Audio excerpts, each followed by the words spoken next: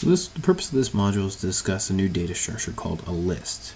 It's very similar to an array with a few exceptions. First and foremost, an array is set up so it has a specific size. So when we create an array, something that looks like this,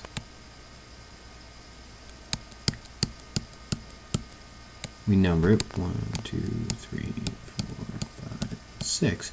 We can see that this would be an array of 7 elements. And it would never have any more or any less possible elements. Now you could only store partial of it or set up part of it, but it's still taking up the space of 7 elements. A list works a little differently.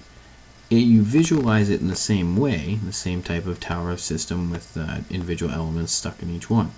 But the catch with a list is that it only uses up as much space as it needs. So if we haven't added any data to the list, there's 0 elements in there. There's nothing at all. However, if we've added 5 elements, there's exactly 5 elements, no more, no less. So that's where the advantage is. It grows and shrinks as we need it. We don't have to specify a specific size. It allows us to modify as we need. So in order to demonstrate this, let's do this in Visual Studio. Looking at this, if I wanted to create a new list, the syntax is as follows. List, angled bracket, and then the data type that I want to use. So let's just create a simple one of strings. And then I can say, I got to give it a name, so let's just call it names equals new list. Again, I need to specify the data type. And I'm going to end it off with some round brackets. Essentially, what this is saying is create a list of type string, call it names. And the rest is just to set it up. You notice I do not specify a size because there is no size to specify at this point. Now, if I want to add elements, I can't do the old method of saying something like names at 0 equals Bill. If I try and run this program, you'll see that I get an error. All right? It's an argument out of range error. The problem is that there are no elements in there, so I can't change element 0 because element 0 doesn't exist. If I want to add elements to a list, I actually need to use a function. So it would be something like this, names dot add. You notice it's looking for a string, and that's because this is a list of strings. So if I want to add an element, I can put in Bill. And now that element is actually there. I could add another element. I could add as many as I want, or as few as I want. Let's add Bill's friend Ted. Now this is a way to continually add and add and add and add and add. Now if I want to remove an item from the list, there's a simple function called remove at. Names.remove at. Oops.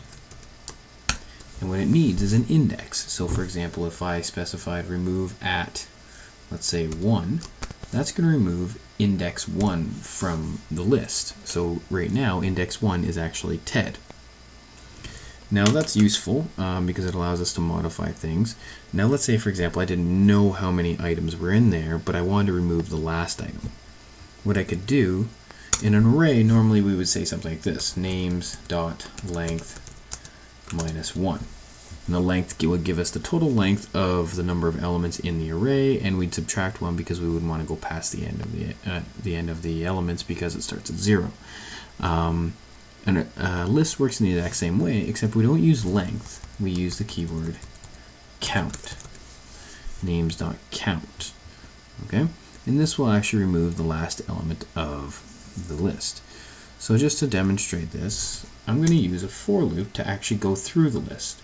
So I could say for int I equals 0, such that I is less than names.count I plus plus. So this is very similar as a for loop that you would use for an array. Now if I want to output these, console.writeLine, and we would have names at I. You'll notice that I access the elements in the exact same way that it would a standard array. There's no real difference here. So if I run the program, I suppose I should put a little console.readLine at the end so we can actually keep it up there. Console.readLine. Let's try again. And what you'll see here is the value Bill, no Ted. So we can close this, and if we just comment out this line, the names.remove at for the last element, and run it again, we end up with Bill and Ted. And there's another handy function that we can actually use as well. We can actually use the function names.clear, and that will get rid of all the elements in the list completely. So if we run it now, we end up with an empty list. It won't give us an error trying to display all the elements because the for loop is going to stop before we actually access any of those values, because the count is going to be 0. So it's going to say keep looping as long as I is less than 0, but I starts at 0, so it'll never actually go inside the loop. And that is essentially how we deal with lists, an expandable, contractible array.